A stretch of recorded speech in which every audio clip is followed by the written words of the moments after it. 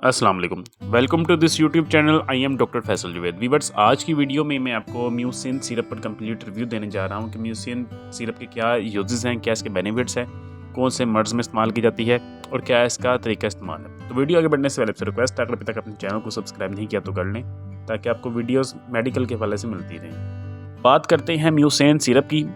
ये 120 ml की packing में अवेलेबल होता है। आज की डेट की इसकी प्राइस है 160 रुपीज़, ठीक है, एक इसकी बोतल।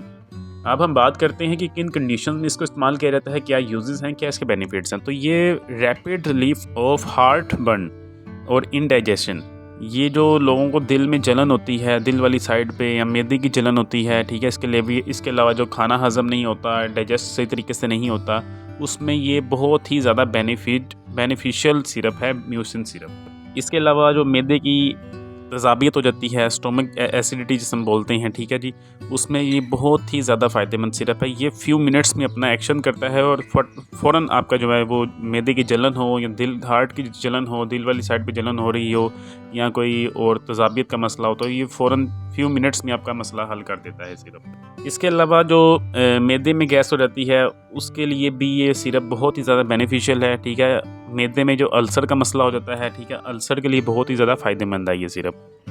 ये बच्चों को भी यूज़ करवाया जा सकता है, अडल्ट्स को भी यूज़ करवाते हैं इसको, ठीक है, और बूढ़े लोग भी इसको इस्तेमाल कर सकते हैं, कोई इसके साइड इफ़ेक्ट्स नहीं हैं, ठीक है। इसके अगर डोजेज की बात कर लें तो ये अपने दिन में 4 दफ़ा आपने इसको यूज़ करना है, ठीक है।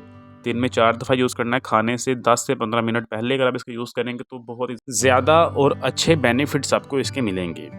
जी तो व्यूअर्स, ये है म्यूसिन सिरप का कंप्लीट रिव्यू। उम्मीद आपको वीडियो पसंद आई होगी। डेली बेसिस पे अपडेट्स के लिए चैनल को सब्सक्राइब कर दें, वीडियो को लाइक और शेयर कर दें। थैंक यू, अल्लाह हाफ़िज़।